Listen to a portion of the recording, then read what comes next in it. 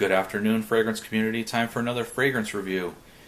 This time, we're taking a look at Le Vetiver from the House of Carven. It's a eau de parfum, and it definitely carries with it the strength of an eau de parfum, and I'll get into that in a couple minutes. It's actually a recreation of Carven's original Le Vetiver from 1957, and nothing about this scent smells dated, or it doesn't smell like it's from the 1950s. There's nothing off-putting about it, nothing stinky about it. I think really it's a well done modern interpretation of a classic scent. It's really not like any vetiver I've smelled before in terms of the total composition and the types of notes and feelings you get out of it. I would say it lies somewhere between Lubin's Le Vetiver with its dark green, white tobacco and slightly smoky notes, and Tom Ford's Grey Vetiver EDP with its bright citrusy vetiver and a little bit of smokiness.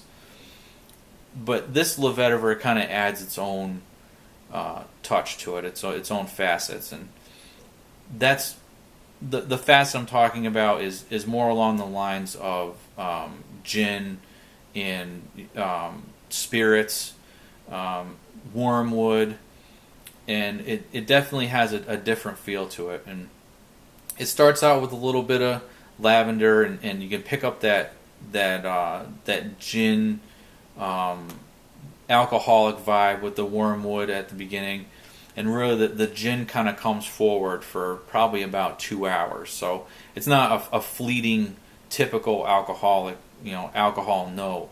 It sticks around for a while, and it definitely gives a unique take on a vetiver. And really, once you hit the middle, there's spices that come out, and that's when you can really start to pick up on the Haitian vetiver in the mid. And there's a little bit of warmth with there's a little bit of rough chopped nutmeg, warm spices. So it's a little bit different, but it still kind of plays off of some of the more successful modern scents. In the base, you get a really unique Java vetiver.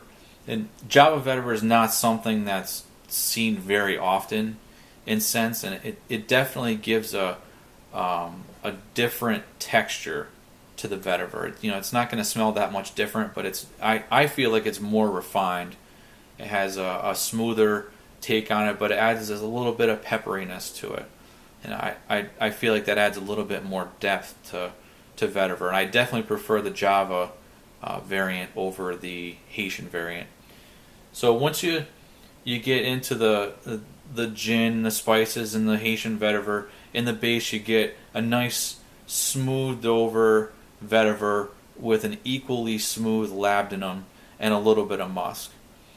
And in the late dry down, after the labdanum disappears, you still get that Java vetiver with a slightly generic musk base. And I'm talking after 8 hours, you're going to get that. The slightly generic part isn't going to pop up after a couple hours. That the musk really isn't detectable until later on, after either you're done wearing this to work, or you come back home from an outing. You're not going to pick up on that until well after that. So I get about 8 to 10 hours out of this, and I use between 2 and 4 sprays. It does have quite a bit of punch.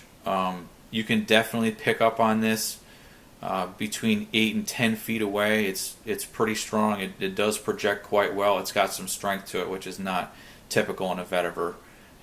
Typically vetivers just kind of settle into your skin, and you can't really pick up on it. So if you prefer a little louder rendition on vetiver, I definitely suggest checking this out. It runs between $25 and $35 on discount sites, so it's definitely worth a look. Comes with a real wood cap and a very heavy glass bottle that really rivals the weight of Gucci Porum 2 and Gucci Porum 1 their 100 ml bottle. So you definitely get a nice bottle to look at and to hold. So I definitely recommend it.